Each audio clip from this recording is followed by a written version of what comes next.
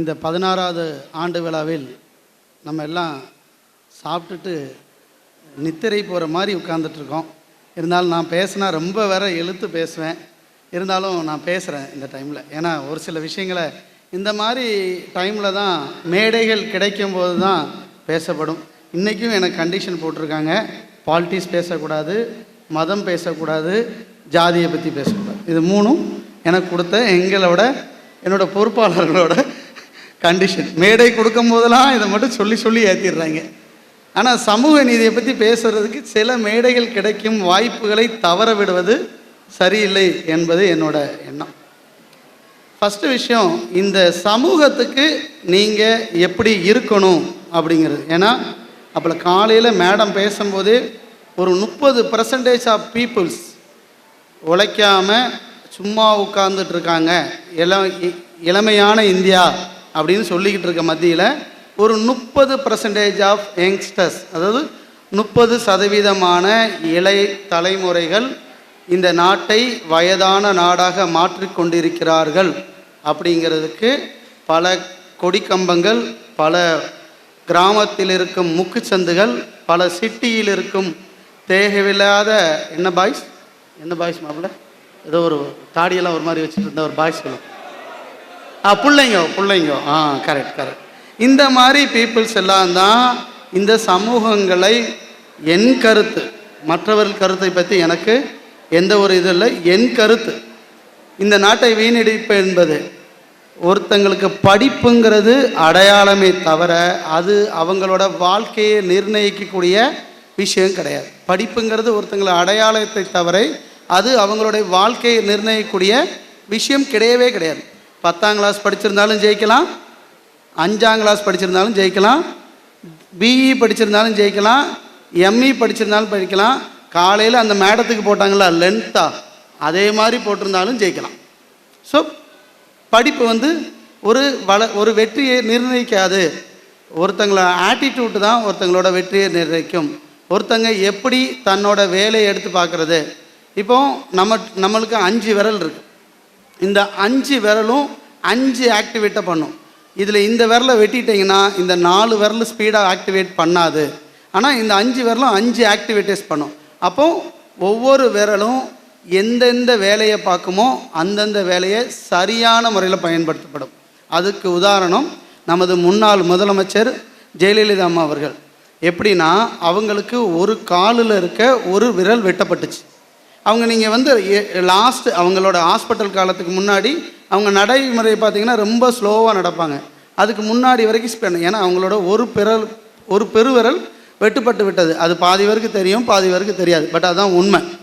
அதே மாதிரி தான் ஒவ்வொரு மனிதர்களுக்கும் ஒரு திறமை இருக்கும். ஒருத்தனால நம்மளோட சோலார் சைட்லேயோ விண்ட் எனர்ஜி சைட்லேயோ, இப்போ எக்ஸாம்பிள் ராமசாமி இங்கே இருக்காரா?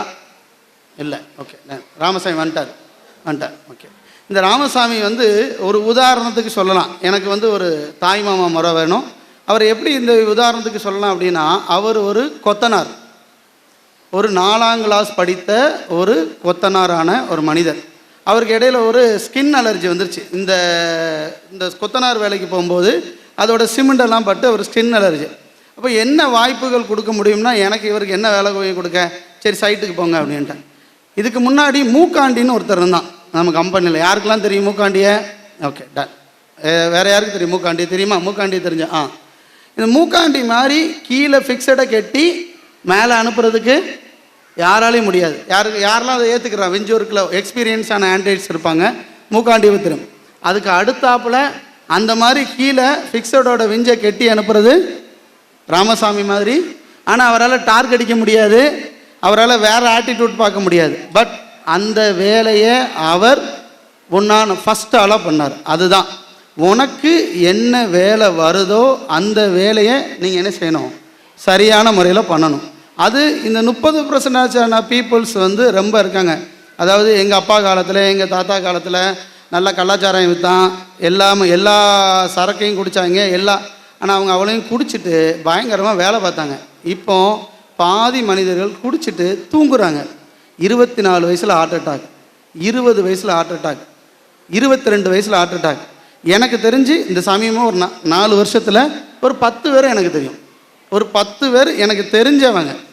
என்ன காரணம்னா, அளவுக்கு மீறிய குடிப்பழக்கங்கள், அளவுக்கு மீறிய உணவு பழக்கங்கள். ஸோ இந்த மாதிரி எந்த விஷயத்துலையும் இந்த குடும்பத்தில் இருக்க யாரும் இருக்க மாட்டீங்கன்னு நான் நம்புகிறேன், இருக்கவும் கூடாது. அதே மாதிரி இந்த சமூகத்துக்கு என்ன செய்ய போகிறீங்கன்னா, உழைக்கிறது சம்பாத்தியம் பண்ணுறது மட்டும் கிடையாது. நம்ம நாடை நம்ம சுத்தமாக வச்சுருக்கிறது நம்மளோட வேலை.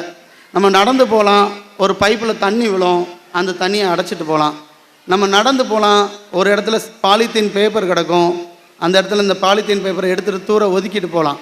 இப்படி எல்லா விஷயமான சமூகத்திலையும் நீங்கள் ஈடுபட வேண்டுங்கிறது என்னோட விருப்பம். அது எல்லாரையும் செய்வீங்களா? இன்னும் கொஞ்சம் சத்தமா. அதே மாதிரி நல்லா எங்கே போனாலும் பாட்டில் பறக்கி விற்றா கூட இன்றைக்கி நம்ம அம்பானி மாதிரி ஆயிடலாம் போல். அப்படி இருக்குது இன்றைக்கி ஊர். பாட்டில் பறக்கி விற்றா கூடயும் அதானி அம்பானி மாதிரி நம்ம ஆயிடலாம் போல். அந்த அளவுக்கு என்ன செய்யுது இந்த நாட்டில் அவ்வளோ பாட்டில் கிடக்குது. இந்த மாதிரி செய்கிறவங்கள யாரும் போய் நம்ம போலீஸ்காரனே அடிக்க முடியாது, நம்மளை மாதிரி ஆட்களை என்ன செய்ய முடியாது, திருத்த முடியாது. ஆனால் அதை கண்ணு முன்னாடி பார்த்துட்டு ஒதுங்கி போகிறது ஒரு வகையான தவறு தான். அதனால் இந்த சமூகத்துக்கு நம்ம அதுவும் ரினியூவல் செக்டார் மரபு சாரா எரிசக்தியில் தான் நம்ம துறையே. அப்போ நம்ம எந்த அளவுக்கு இந்த நாட்டுக்காக வேண்டி இருக்கணும் அப்படிங்கிறத நீங்கள் நல்லா புரிஞ்சுக்கணும். சரிங்களா? அடுத்தது வேலைங்கிற விஷயத்துக்கு வரும்போது, ஒரு வேலையை கற்றுக்கிறதுக்கு எக்கச்சக்க விஷயங்கள் இருக்குது. அண்ணன் சொன்ன மாதிரி கையில் மொபைல் இருக்குது, சர்ச் பண்ண முடியும், என்னத்தினாலும் தேட முடியும், என்னத்தினாலும் ஈஸியாக கற்றுக்கிற முடியும். நம்ம மொபைல் வச்சுக்கிட்டு எக்கச்சக்க அன்வான்டான சோசியல் மீடியாஸில் நம்ம இருந்துகிட்டு இருக்கிறோம். ஆனால் எந்த காரணத்தை கொண்டும் நம்ம தொழிலை பற்றியோ நம்மளோட துறையை பற்றியோட வளர்ச்சியை பற்றியோ நம்ம சிந்திக்கிறதும் கிடையாது, அதை பற்றி ஆராயறதும் கிடையாது. எனக்கு ஒரு பாலிசி உண்டு, காசுக்காக வேண்டி ஓடுறதோட நம்ம பேருக்காக வேண்டி ஓடினா நம்ம பின்னாடி எல்லாம் வரும் அப்படிங்கிறது எனக்கு ஒரு பெரிய நம்பிக்கை. அதைத்தான் ஸ்பீடு டீம் டீமை செலக்ட் பண்ணும்போதும் நான் மனசுக்குள்ளே எடுத்துக்கிட்டேன். இன்றைக்கி ஸ்பீட் டீமுக்குன்னு மார்க்கெட்டிங்கு யாருமே தேவையில்லை. நீங்கள் டெய்லி எத்தனை மெயில் வருது, சுரேந்தர் உனக்கு ஆர்டர் வேணும், பொருள் வேணும்ன்ட்டு, சுரேந்தர் இருக்கியா தூங்கிட்டியா, ஒரு மைக் கொடுங்க, அவர் மைக் கொடுங்க. இல்லை அண்ணங்கிட்ட இருந்துச்சுல, அந்த நம்ம கௌதம் கோயில் ஒரு மைக் கொடுங்க.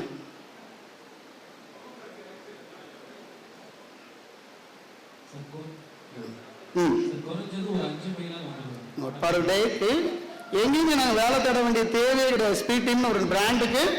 ஆனால் அதை கொண்டு போய் சேர்க்கறதுக்கு உண்மை அப்படிங்கிற வார்த்தையை முன்னாடி கொண்டு போய் வச்சு வேலை பார்த்தோம்.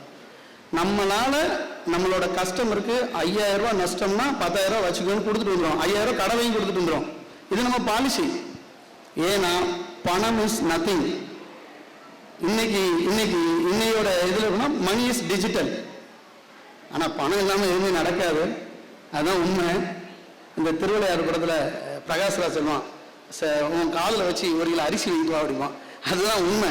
ஒன்றும் வாங்க முடியாது, பணம் இல்லாமல் எதுவும் நடக்காது. பட் மணி அப்படிங்கிற நோக்கத்துக்கு ஓடுறதோட உன்னோட பேர் அப்படிங்கிற நோக்கத்துக்கு ஓடுனீங்கன்னா அது நிர்வாகத்தின் பேர் மட்டும் இல்லை, இண்டிவிஜுவலாக இங்கே வாங்கின அத்தனை அவார்டு வாங்கின ஆளுகளுக்கும் அதன் பின்னாடி உழைத்த அத்தனை ஊழியர்களுக்கும் அத்தனை கடின உழைப்பாளிகளுக்கும் சமர்ப்பணம். எல்லாத்துக்கும் சொல்றேன், உன்னோட பேரை முன்னிறுத்த, உன்னோட பேர் எப்படி டாப் மேனேஜ்மெண்ட்டுக்கு வரணும் அதுதான் முக்கியம். உன்னோட பேர் இப்போ அண்ணன் செக்யூரிட்டியா இருந்தாரு, எப்படி இந்த இடத்துக்கு வந்தாரு அப்படின்னா, அவரை பயணியர் வந்தான்ல 2009 எனக்கு அவரை தெரியும். 2009 10 10 தெரியும் அண்ணன், எனக்கு 2010 தெரியும். வருவார், காலையில் ஒய்ஃபெல்லாம் அங்கேருந்து கூட்டிகிட்டு வருவார். காலையில் 8 மணிக்கு ஆஃபீஸ் வந்துடுவார். எம்ப்ளாயெல்லாம் சைட்டுக்கு போக முன்னாடி வந்துடுவார். எல்லாரையும் சைட்டுக்கு அனுப்பிட்டு தான் வீட்டுக்கு போவார். ஸோ அவரோட பெயரை ஹெட் ஆஃபீஸ் வரை கொண்டு போனார். அப்போ தான் நான் அவர் ஐடென்டிஃபிகேஷன், இவர் மிகப்பெரிய உழைப்பாளி அப்படின்னு. அதே மாதிரி இந்த ரென்ஃப்ரா பவர் அப்படின்னு ஒரு பேர் வச்சுருந்தோம். அப்புறம் அவர் கொஞ்சம் பேரை மாற்றுவோமே அப்படின்னு சொல்லிட்டு நம்ம ரென்ஃப்ரா எனர்ஜி இந்தியா பிரைவேட் லிமிடெட் அப்படின்னு போன வருஷம் தான் அந்த லோகோலாம் நம்ம லான்ச் பண்ணோம். அதுக்கு முன்னாடி நம்ம லோகோ வேறு. இன்னைக்கு இன்றைய இதுக்கு கௌதம் சார் இப்போ பதில் சொல்லுவார் உங்களுக்கு. இன்னைக்கு இன்றைய சூழலுக்கு எத்தனை மெகாவாட்டுக்கு அவர்கிட்ட ஆர்டர் இருக்குன்னு கேளுங்க. நெக்ஸ்ட் விஸ்வா இல்லை, ரெண்டுக்கும் சேர்த்து சொல்லுவாங்க. எத்தனை மெகாவாட்டுக்கு ஆர்டர் இருக்குங்க நம்மள்ட்ட? ஒரு 400 இருக்கும் சார். 400 மெகாவாட்டுக்கு ஆர்டர் இருக்கு.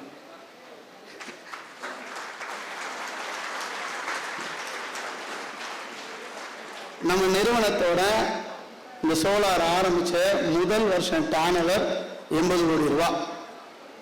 அதோட 2வது வருஷ டர்ன்ஓவர் நம்மளுக்கு 285 கோடி. எத்தனை மடங்கு? எத்தனை மடங்கு? யாராவது சொல்லுங்க, கணக்கு தெரிஞ்ச வித்வான் சொல்லுங்க. 3 மடங்கு, 3.5 மடங்கு. சரிங்களா? இந்த வருஷம் நம்ம 2023-24 டர்ன்ஓவர் 5 கோடியே 25 லட்சம். சத்தமா கை தட்டலாமே. 525 கோடி. சரிங்களா? 80 கோடியில ஆரம்பிச்ச நிறுவனம் 2021-20 சோலார் ஆரம்பிக்கும் போது ஒட்டுமொத்த சொத்தையும், அனைவரும் அமைதியா இருக்கணும், என்னை பத்தி தெரியும், சைலண்டா இருக்கணும். 2020 சோலார் ஆரம்பிக்கும் போது கொரோனா ஸ்டார்ட் ஆயிடுச்சு. லேண்ட் வாங்க கொண்டு போய் என் மாப்பிள்ளை எஸ்ஐகேப்பா அங்கே இல்லை, ஏதாவது ஸ்டார்ட் பண்ணால் அவன்கிட்ட தான் முத பணம் வாங்கிட்டு போவேன். 5 லட்ச ரூபா பணத்தை கொடுத்து விட்டான். எங்கள் அம்மா தான் அந்த பணத்தை லேண்டு வாங்க கையில் கொடுத்துச்சு. வாங்கி போட்டு 5 லட்ச ரூபா அட்வான்ஸ் போட்டு பணம் போய்கிட்டே இருக்குது. 1.5 crore போயிடுச்சு. ஸ்பீட் டீமில் உழைச்ச மொத்த பணத்தில் ஒரு பார்ட் ஆஃப் பேமெண்ட் போயிடுச்சு. அடுத்தது கொண்டு போய் என்ன செய்கிறோம்? அம்மா தாலி செயின்லேருந்து எல்லாத்தையும் வைக்கிறோம். வாங்கியிருக்க இடம் அத்தனையும் அடமானம் வைக்கிறோம். நான், என் ஒய்ஃபு, என் பையனையும் என் பிள்ளையும் மட்டும்தான் கூப்பிடலை.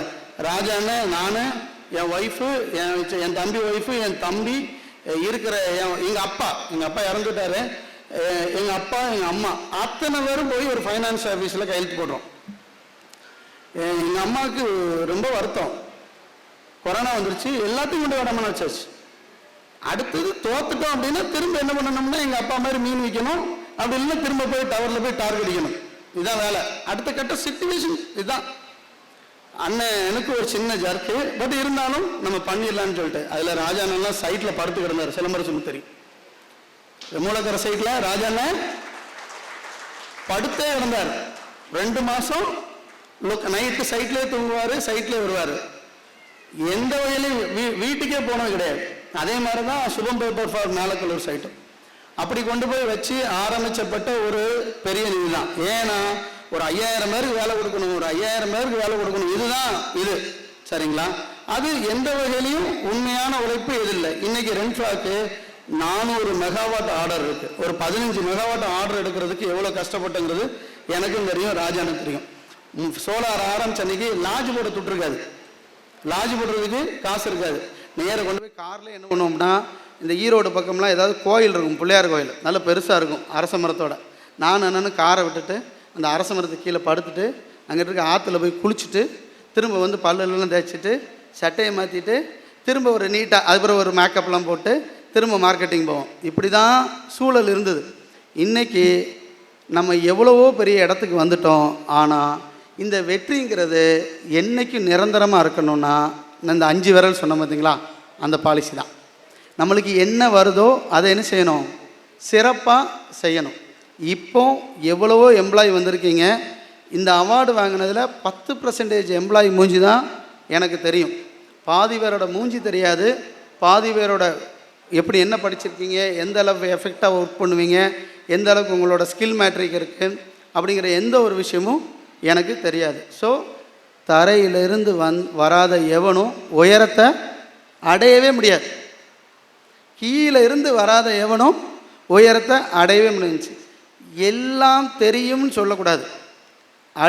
அதாவது அடிக்கட்ட தெரிஞ்சு படிக்கணுமாங்க, ஆழம் கண்டு படியுமாங்க. உழைச்சிக்கிட்டே இரு, எங்கேயாவது ஒரு இடத்துல உனக்கு வெற்றி கிடைக்கும். அது ரென்ஃப்ராலேயோ ஸ்பீடுலேயோ ஜீவெண்டிலேயோ வேன்ஸிலேயோ கிடைக்க வேண்டிய அவசியம் கிடையவே கிடையாது. இங்கே தான் அந்த அங்கீகாரம் கிடைக்கணுங்கிற அவசியம் கிடையவே கிடையாது. எங்கேயோ ஒரு இடத்துல கிடைக்கும், கண்டிப்பாக கிடைக்கும். கிடைக்காம போகவே போகாது. அங்கீகாரம் என்பது உழைப்பை விட்டுட்டேன்னா போயிடும்.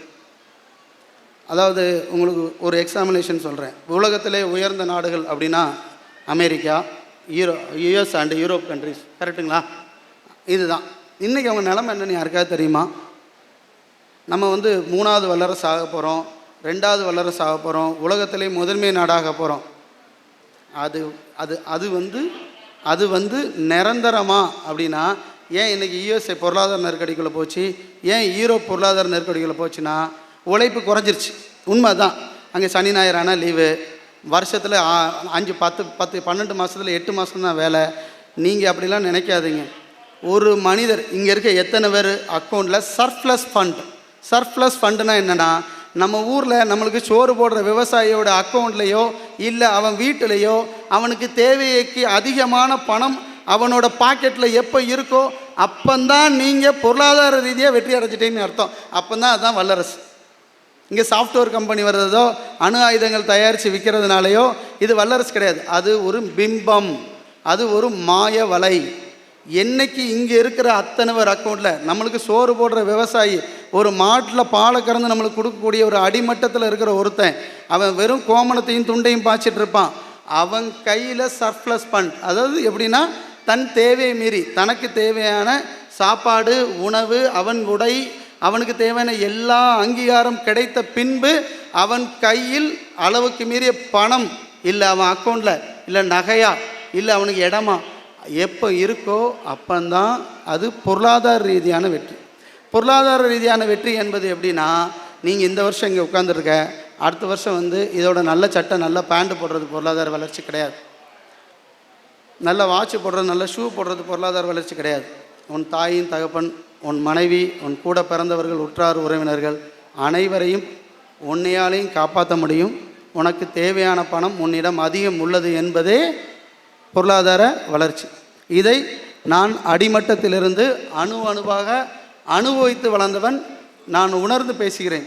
நான் 2007 ஜெயேந்திரன் 2007 நானும் ஜெயேந்திரன் ஒரு இடத்துல 26,000 ஃபோன் வாங்குகிறோம். 26,000 தானே ஜெயேந்திரன்? 26,000 ஃபோன் பண்ணுறோம். எங்கள் தாய் மாமா மாரி மாமா இங்கே இல்லை. அன்றைக்கி ஃபோன் பண்ணுறாரு எனக்கு. என் கையில் அப்போ பணம் கிட்டத்தட்ட 1,00,000 சில்லற ரூபா ஏதோ என் கையில் இருக்குது, கேஷாக இருக்குது. என்னை மாதிரி ஆடம்பரமாக செலவு பண்ணுறதுக்கு யாரையுமே கண்டுபிடிக்க முடியாது. 1 கோடி ரூபா கொடுத்தீங்கன்னா 1 நிமிஷத்தில் காலி பண்ணிடுவேன். அது எப்படி காலி பண்ணுறது அத்தனை வித்தையும் தெரியும். சீட்டு விளாண்டு தண்ணி அடிச்சுலாம் இல்லை, அதெல்லாம் வேறு எக்கச்சக்க மெத்தட் இருக்குது. பட் அன்னைக்கு பணத்தின் வழி தெரியாமல், அருமை தெரியாமல் நான் இருந்தேன். 26,000 ரூபா நோக்கியாவில் N72ன்னு ஒரு ஃபோனு. இப்படி தள்ளுனா திறக்கும், இப்படி தள்ளுனா திறக்கும். ஆனால் இன்றைக்கி ஒரு பொருள் வீணான பிறகு தான் இன்னொரு பொருளை வாங்கணும்னு இப்போ நான் வாழ்ந்துட்டுருக்கிறேன். ஏன் தெரியுமா? பணம் இருக்கும்போது அதை எப்படி உபயோகிக்கணும், அதை எப்படி அதை அதிக 2 மடங்காக ஆக்கணுங்கிற அறிவில்லாத ஒரு மனிதனாய் நான் இருந்த காலங்கள் அது. இப்போது நான் அப்படி கிடையாது. இங்கே இருக்கிற எல்லாரும் அந்த மாதிரி இருக்கிறீங்க. 20,000 ரூபா சேலரிக்கு வேலைக்கு சேர்ந்தாலே 50,000 ஃபோன் எடுக்கிறீங்க. திஸ் தப்பு.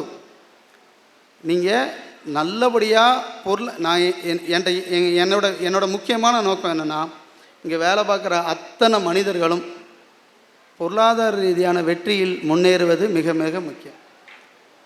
நான் காரில் வர்றது முக்கியம் கிடையாது. ஒவ்வொரு இடத்துலையும் உங்கள்கிட்ட சொல்லியிருக்கேன். ஒரு மாதத்துக்கு 1000 ரூபா சீட்டு போட்டேன்னா 12 மாதத்துக்கு 12,000 ரூபா தங்க கடையில் போட்டால் 2 கிராம் தங்கம் எடுத்துடலாம். இன்றைக்கி இருக்கிற விலையில் 2 கிராம் தங்கம் எடுத்துடலாம். அடுத்த வருஷம் 12,000 ரூபாய்க்கு எடுத்த தங்கம் 14,000 ரூபாய் இருக்கும், 13,000 ரூபாய் இருக்கும். நீ வந்து 3 லட்சத்துக்கோ 4 லட்சத்துக்கோ 5 லட்சத்துக்கோ இடம் வாங்கிறதுக்கு உன்ட பணம் இல்லை அப்படின்றால் இந்த மாதிரி செய். நல்ல நட்புள்ள மனிதர்கள் 5 பேர் சேருங்க உங்கள் டீமில். ஒவ்வொருத்தங்களும் அவார்டு வரும்போது ஒவ்வொருத்தனுக்கும் ஒவ்வொருத்தனோட நட்பும் அன்பும் பாசத்தில் நீங்கள் அடித்த கரவோசங்களும் நீங்கள் அடித்த விசில்களும் அதே நோக்கத்தில் 5 பேர் 10 பேர் சேர்ந்து வருஷத்துக்கு 50,000 ரூபா போட்டீங்கன்னா 5 லட்ச ரூபா ஆச்சு. 5 பேர் சேர்ந்து ஒரு இடத்த பத்திரம் முடிச்சிடலாம். 5 வருஷம் கழித்து ஒருத்தனுக்கு வறுமை ஏதாவது தேவைன்னா விற்று அதை என்ன செய்யலாம், நீங்கள் உங்களுக்கு யூஸ் பண்ணலாம். ஸோ நீ இங்கே வேலை பாருங்கள், இன்னொரு இடத்துல வேலை பாருங்கள். வேலை பார்த்தால் எங்கேனாலும் ஜெயிக்கலாம். வேலை பார்த்தா எங்கேனாலும் ஜெயிக்கலாம். சுரேஷ் வந்து எங்கள் ஸ்டோர் சுரேஷ்னு இருக்கான். ஆளுக்கும் வேலைக்கும் சம்மந்தமே இருக்காது. பார்த்தா எலி மாதிரி இருப்பான், செய்கிறதெல்லாம் பெருச்சாலி வேலை. அந்த மாதிரி அவன் வந்து 1ஆம் தேதி ஆன உடனே ஆட்கள் அதிகமாகிட்டாங்க. ஆட்கள் கம்மியாக இருக்குமோ 1000 ரூபா கொடுத்தேன், அதுக்கப்புறம் 500 ரூபா கொடுத்தேன். ஆட்கள் அதிகமான பேர் 100 ரூபா தான் கொடுக்க முடிஞ்சு. அப்புறம் தேடுதான் நம்மளுக்கு, எங்கே சார் ஒரு 10 ரூபா கொடுங்க சார் அப்படின்னா. உடனே என்னப்பா அப்படின்னு, இல்லை அந்த 10 ரூபாயும் வாங்கிட்டு போனால் நான் வந்து அடுத்த வருஷம் இதுக்கு மேலே வளர்ந்துருவேன் அப்படின்னா. அது இல்லை. அது இந்த விஜய்கிட்ட அட்லி கதை சொல்ல போனாராம், ஒரு சட்டையை போட்டு போனாராம். ஃபஸ்ட்டு படத்துக்கு அதே சட்டையை போட்டு போனாராம், 2வது படத்துக்கு அதே சட்டையை போட்டு போனாராம், 3வது படத்துக்கு வேறு ஒரு சட்டை தான் இருந்துச்சு, ஏன்னா அந்த சட்டை நஞ்சு கிழிஞ்சிருச்சான். அதுக்கப்புறம் 3வது படத்துக்கு போய் சொல்லும்போது நார்மலாக வேறு சட்டை போனான்.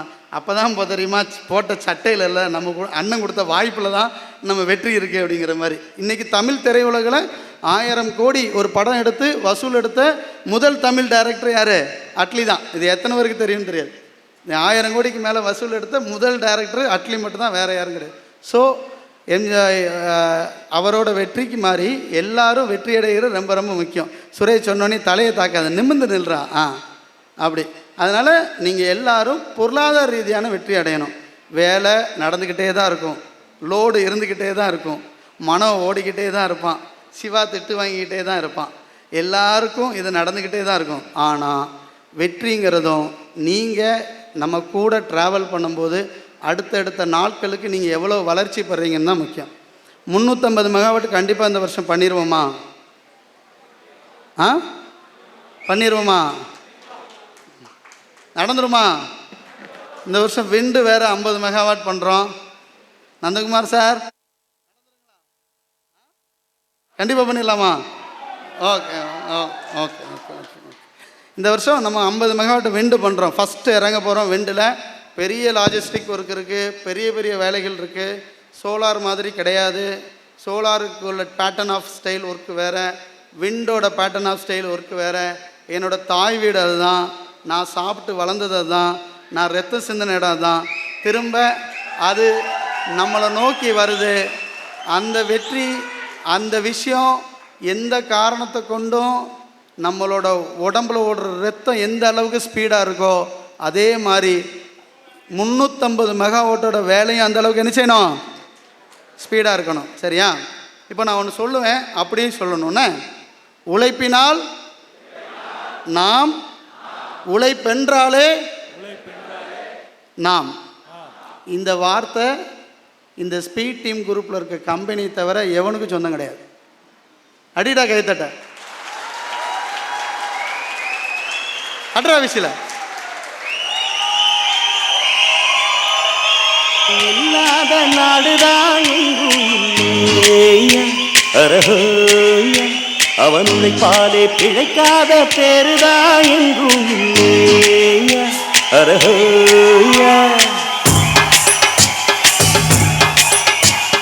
உழைப்பாளி இல்லாத நாடுதான் எங்கும் இல்லையா.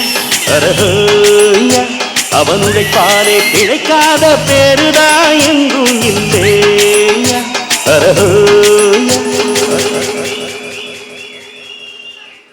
ஒவ்வொருத்தங்களும் உங்களோட மொபைலில் எந்த இடத்துல வைப்பியோ வைக்க மாட்டியோ எனக்கு தெரியாது. நாளைக்கு காலையில் உழைப்பினால், உழைப்பென்றாலே இது எல்லாரோட இதுலையும் இருக்கணும். இது நம்ம நிர்வாகத்தோட வேத வாக்கு. அவ்வளோதான். சரியா? எல்லாரும் அவார்டு வாங்கின எல்லாத்துக்கும் வாழ்த்துக்கள். அடுத்த டைம் இதோட எப்படி நடத்த போகிறோம்னா அடுத்த டைம் பெரிய கன்ஃபியூஷன் ஆயிடுச்சு. மத்தியானம்லாம் எப்படி மேனேஜ்மெண்ட் பீப்புளை மேனேஜ் பண்ண, களத்தில் விளையாடுறக்கூடிய சிங்கங்களை எப்படி மேனேஜ் பண்ண அப்படிங்கிறதெல்லாம் இருக்குது. அதுக்கு வேறு ஏதாவது பெரிய பெரிய ஐடியா போடுவோம். இந்த 10ல் நம்மளே ஒன்று ஓனாக கெட்டிடலான்னு ஐடியா போடலாம். ஏதாவது ஒன்று பண்ணுவோம். ஒரு 1000 பேர் உட்கார்ற மாதிரி அடுத்த டைம் என்ன பண்ணோம்? ஒன்றும் ஒரு விஷயத்தை தெளிவாக புரிஞ்சுக்க. உழைச்சிக்கிட்டே இரு, விட்டுறாத. உன்னோட பாடி டெய்லி ரிப்பீட்டாக எதை யோசிக்கோ, எதை உன்னோட பாடி எதை ரிப்பீட்டாக செய்தோ, உன்னோட மூளை எதை ரிப்பீட்டாக சிந்திக்கோ அதுதான் நீ. ஸோ நான் ஒன்று திரும்பியும் சொல்கிறேன், இங்கே ஒர்க் பண்ணுறதுக்காக வேண்டிய இந்த டயலாக் கிடையவே கிடையாது. நீ எங்கே போனாலும் இது உனக்கு உதவும். அதுதான் முக்கியம். ஸோ எல்லாருக்கும் வாழ்த்துக்கள். 17வது வருஷ ஆண்டு விழாவில் இதோட பெரிய இடத்துல பெருசாக சந்திக்கிறோம். வாழ்த்துக்கள். நன்றி.